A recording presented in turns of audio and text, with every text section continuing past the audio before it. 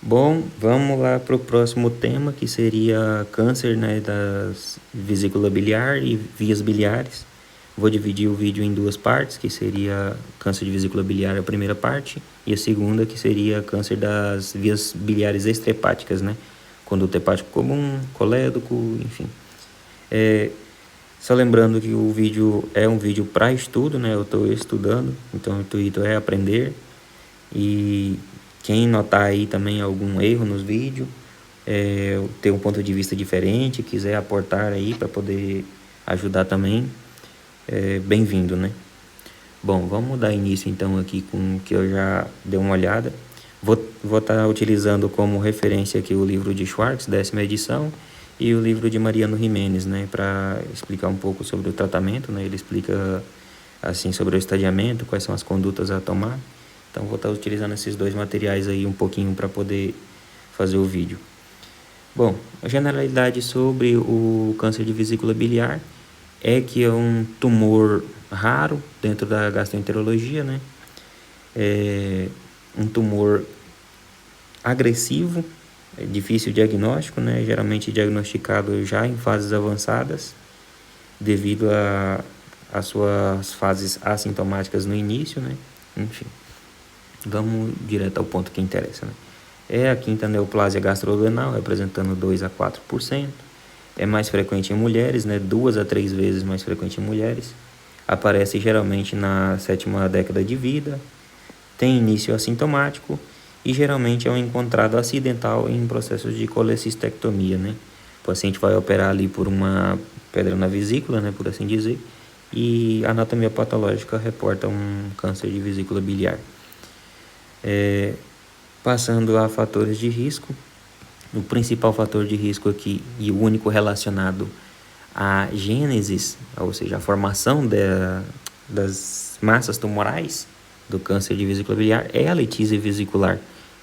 Em um estudo que o doutor apresentou em sala de aula, feito em um hospital com 16 pacientes com câncer de vesícula biliar, 100% desses pacientes apresentavam litíase vesicular, né, como fator aí predisponente na formação dele. E a litíase vesicular é a única aceitada até o momento que tem relação com a gênese. E outros fatores de risco são cálculos maiores a 3 centímetros, né, que a gente já viu que é fator de risco para desenvolvimento de síndrome de Mirise também. Vesícula em porcelana e pólipos, né. O ponto importante aqui sobre vesícula em porcelana, pólipos e síndrome de miríase e os cálculos é que são condições que geram uma inflamação crônica na vesícula biliar, né? A vesícula em porcelana é um estadio crônico aí, pode aparecer numa colecistites crônica, que já é a fibrose e a calcificação na parede vesicular. A síndrome de Mirise é uma inflamação crônica que aparece na vesícula biliar, né? Pode ter comunicação aqui com o duodeno, comunicação com o duto hepático, como já vimos anteriormente. Já a parte de pólipos, é interessante que pólipos são fatores de risco quando eles são maiores a 10 milímetros, aí, ou que crescem durante um tempo. Por exemplo, eu faço uma ecografia de controle, eu identifico um pólipo aqui que tem 8 milímetros de tamanho, né? E vou fazer outra ecografia de controle, não sei, 6 meses depois ou 12 meses depois, e esse pólipo passou de 8 para 12 milímetros de tamanho, é um fator de risco aí que é aconselhável realizar-se uma colecistectomia para prevenir, né, a evolução aí, para não poder gerar uma massa tumoral. Geralmente, quando esses pólipos são menores a 10 milímetros, eles são acúmulos de colesterol, que são de etiologia benigna aí, né? Não é recomendado a realização de procedimento cirúrgico profilático em si. Bom, nessas imagens aqui a gente observa um cálculo, né? Um cálculo dentro da vesícula biliar. Dá para diferenciar do pólipo por causa da sombra acústica, já mencionado anteriormente. Nessa ecografia dá para ver aqui uma massa, a gente vai ver mais para frente aí, durante o diagnóstico, né? Bom, e depois a síndrome de miríase, como já comentado, é uma inflamação crônica também, né? Causa risco aí de desenvolvimento de processos cancerígenos, né? Neoplásicos. Bom, com respeito à clínica do paciente, No estudo que o doutor apresentou para a gente, com os 16 pacientes, né, num único hospital, 69% desses pacientes apresentaram dor, né, dor abdominal aí no hipocôndrio direito, que foi o principal sintoma relatado por eles. 31% dos pacientes relataram icterícia obstrutiva, né, que demonstraram icterícia obstrutiva. 18% apresentaram colúria, acólia, febre. E somente 6% apresentou perda de peso, anorexia, massa palpável. É uma clínica que pode variar bastante, né? Mas tem uma sintomatologia combinada que é praticamente diagnóstico de neoplásia, até que se demonstre o contrário, é considerado neoplásia, que seria uma icterícia crescente, sem dor, e ainda mais se relacionada com perda de peso. Isso é praticamente um processo aí neoplásico, até demonstrar o contrário, né? Processo neoplásico até que se demonstre o contrário, que é muito associado aí, então, perda de peso com processos neoplásicos, né? Sempre associar bem, pesquisar aí, fazer a anamnese do paciente, perguntar se ele teve perda de peso, relacionar com a icterícia, diferenciar, né, de processos obstrutivos como coledocolitias, colangites. Então, sempre observar bem esse procedimento. Então, fator diferencial importante aí, icterícia sem dor e relacionada à perda de peso, aumenta mais ainda a suspeita diagnóstica de processo neoplásico. Então, fica bem atento a esse ponto importante. Bom, passando quanto ao diagnóstico do paciente, o diagnóstico é feito por imagem primeiramente, né? E depois de procedimento cirúrgico, feito por anatomia patológica. Um ponto importante sobre o diagnóstico é que geralmente é feito sobre suspeita nos estudos de imagem, né? Da ecografia e tomografia. Os outros diagnósticos são feitos em curso de uma intervenção cirúrgica, como eu já havia mencionado, durante uma colecistectomia, realizada para poder retirar uma litíase, e anatomia patológica depois também pode informar, né? Aí, aqui durante o curso da cirurgia se identifica um processo, uma massa tumoral dentro da vesícula. E o último ponto 3 é a anatomia patológica, quando já se manda para análise as amostras, né, recoletadas aí para poder fazer a biópsia. Bom, existe a estadificação do TNM por anatomia patológica, e a pré-cirúrgica, quando suspeitada por imagem, deve ser realizado também um procedimento de TNM, e se eu não me engano a sigla é clínica de TNM clínico, algo assim. E o por anatomia patológica era PTNM, algo assim. Bom, o realizado por imagens deve definir conduta a se realizar nesse paciente quando é suspeitado por estudo de imagens, né? Como que eu vou definir aí o procedimento cirúrgico do paciente? É em base ao T do TNM, que seria o T1, um carcinoma que invade a mucosa, né? T1A invade a mucosa. O T1B, o tumor invade capa muscular, né? Somente aí a capa muscular. O T2, ele vai invadir aí a região perimuscular, já na região do interstício muscular, por assim dizer.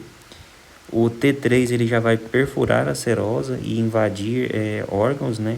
Seria aí fígado, estruturas órgãos adjacentes, como estômago, duodeno, cólon, pâncreas, omentos, condutos biliares extrahepáticos. E o T4 já é a invasão de veia porta, de artéria hepática, ou quando invade duas ou mais estruturas de órgãos extrahepáticos. Então, já emendando aqui, né, a parte de tratamento também, esse estadiamento do TNM clínico vai me dar a conduta de realizar os tratamentos, né? Outro ponto importante é relembrar aí que a cirurgia é o único tratamento aceitado como curativo nesses pacientes, né? Então, o tratamento é definido aí pelo TNM, né? Especificamente o T de tumor, né? Saber até onde esse tumor está invadindo, que vai me dar a conduta a realizar-se nesse paciente. Bom, Quando eu tenho a suspeita de o T1A, onde o tumor somente invade a mucosa, eu vou pegar e fazer uma colecistectomia simples nesse paciente, né? Que já seria o suficiente para poder não ter aí nenhuma complicação, aumento depois, que vai conseguir manter os bordes livres, que se eu não me engano era RI0, se eu não me engano, que tem margens livres de células neoplásicas no tecido. Bom, em estadio T1B, eu já tenho que fazer, no caso, uma cirurgia ampliada, né? Tenho que ressecar aí vesícula biliar, segmentos hepáticos em alguns casos, né? No caso do segmento 4B e 5 do fígado, que ficam em contato com a vesícula, se está atingido, né? E manter as bordas livres. Linfonodos regionais do ilho perihepático, no caso, né? Ilho hepático. Lembrar aí que o doutor havia comentado pra gente que o gânglio cístico era o primeiro gânglio afetado, né? Gânglio cístico, o primeiro gânglio afetado aí na disseminação. Então tem que fazer aí também a retirada dos linfonodos regionais, né? Para poder evitar maior risco de disseminação linfática. No caso do T2, eu tenho que fazer uma colecistectomia radical do paciente, onde eu vou ter que fazer a retirada aí da vesícula biliar, dos segmentos 4B e 5 do fígado, né? Tenho que fazer aqui a retirada aqui dessa região, essa região aqui, dos segmentos hepáticos, né? A linfadenectomia também regional e às vezes parte do duto biliar também, né? Tem que fazer retirada se está invadindo aí duto cístico, depende de onde ele esteja. Então, sempre mantendo a margem livre, que é necessário ter, né, para poder se realizar uma cirurgia. Então, fazendo assim com que nosso estadio T2 faça já essa colecistectomia radical. O T3 deve se realizar uma cirurgia extensa, né, com extirpação de órgãos adjacentes, se é que tem invasão deles, né. Eu vou retirar aí vesícula biliar, vou retirar parte do fígado, né, segmento 5, 4B, tem que ser retirado, linfonodos regionais, e se houver invasão também, né, de órgãos, devem ser retirados aí, sejam eles cólon, duodeno, estômago, pâncreas, né.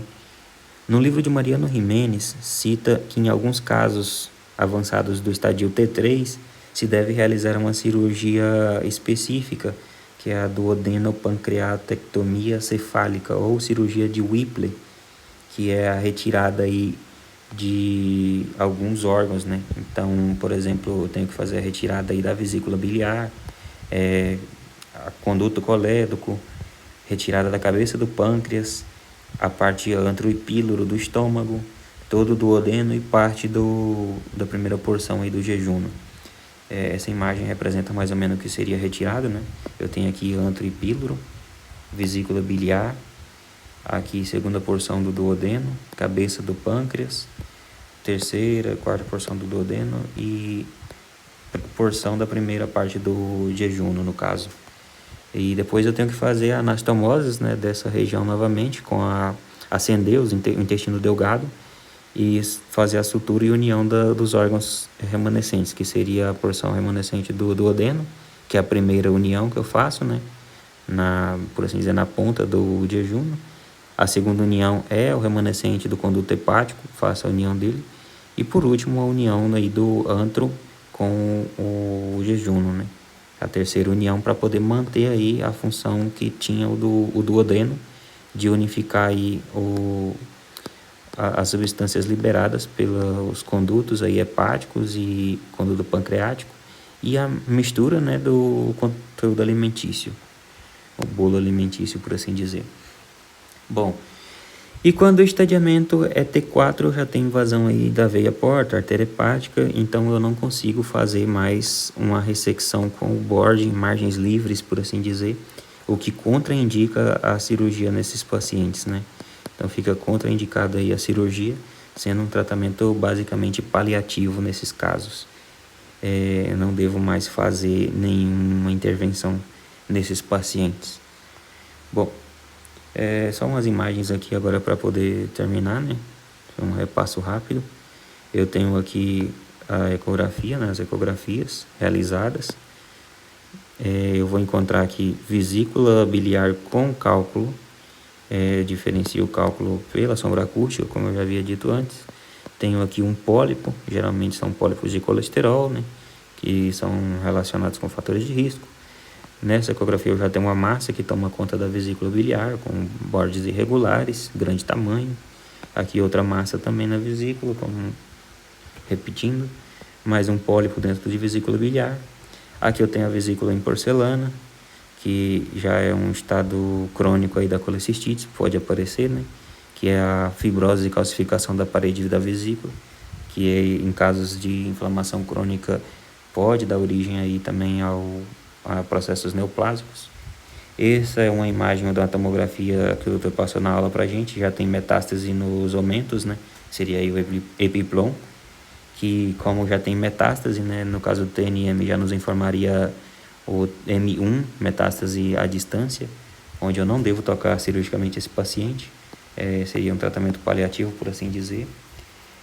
Durante a aula, ele nos falou sobre um procedimento que pode ser realizado nesse paciente, e na aula o doutor comentou que existe uma terapia chamada HIPER, que pode ser utilizada, que é feita uma quimioterapia intraperitoneal hipertérmica, para poder tratar esse paciente, né? Mas é uma quimioterapia para destruir essas células microscópicas, no caso. Então, é uma terapia que ele disse pode ser utilizada, mas eu não encontrei nada muito específico sobre isso, né? Que é a indicação de realizar essa quimioterapia nesses pacientes. Ela é utilizada em alguns outros casos, como, por exemplo, câncer de colo retal, com carcinomatose, pseudomixoma, mesotelioma, cânceres gástricos, câncer de ovário. Eu vi que é realizado esse procedimento, mas eu não encontrei nada muito específico sobre o câncer de vesícula. Mas como foi falado em sala de aula, né? E outra coisa importante é que quando ele apresenta aqui, né, uma metástase já vai significar que é um caso de pior pronóstico, no caso, né? Bom, esse foi o vídeo sobre câncer de vesícula biliar. Se ficou alguma dúvida, se percebeu alguma coisa que está incorreto, se quiser comentar aí, vai ajudar bastante. E logo em seguida vou estar trazendo aí também a parte dos cânceres de via extrahepática, né?